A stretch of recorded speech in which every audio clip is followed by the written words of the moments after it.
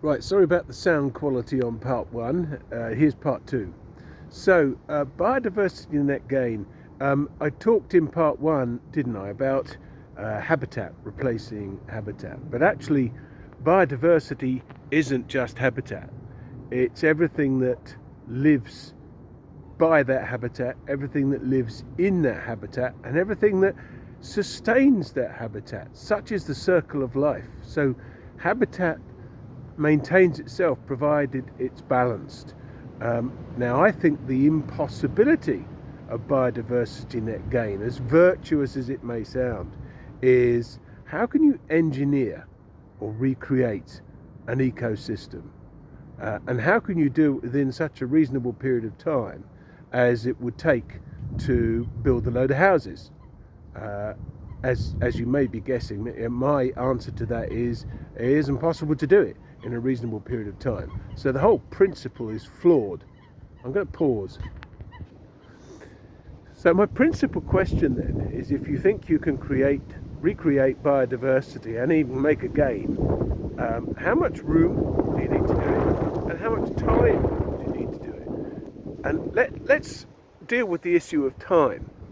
If you are going to destroy a habitat in which many billions of creatures of various sizes, the small ones admittedly make up most of the billions, but the small ones are a very necessary part of it, just as every mitochondrion in every cell of your body is critically important to your existence, and so microorganisms are really important in the ecosystem, not just the pretty stuff that we take photographs of.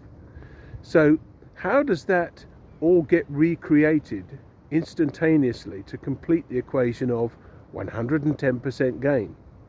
The answer is, well, I wouldn't say I'm the world's best expert, but I don't bloody know.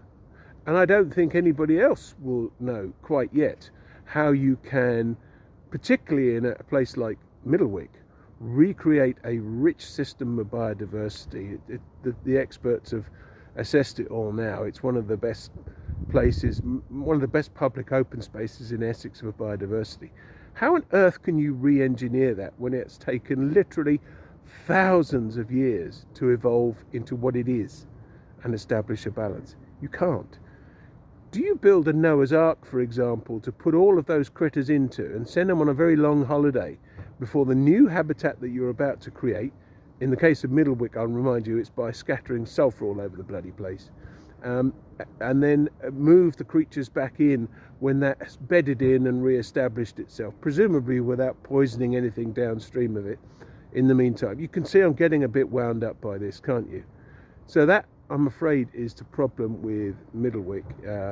I think biodiversity net gain as a principle has got a huge fundamental problem.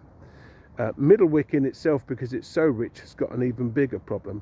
But here's the coup de grace. Because the MOD couldn't even make a flawed principle of biodiversity net gain work for its proposal to build houses on it, it invented its own bespoke biodiversity net gain equation, which, yep, you guessed it, is not as good as the standard version. So here we are. The City Council have been sold an absolute pup by the Ministry of Defence in looking to make a nature reserve a housing estate. So everyone here watching this video, I want you to have a think and put your hands up if you think, in principle, making a nature reserve into a building site is a good idea. I'll be in touch with another video clip very soon.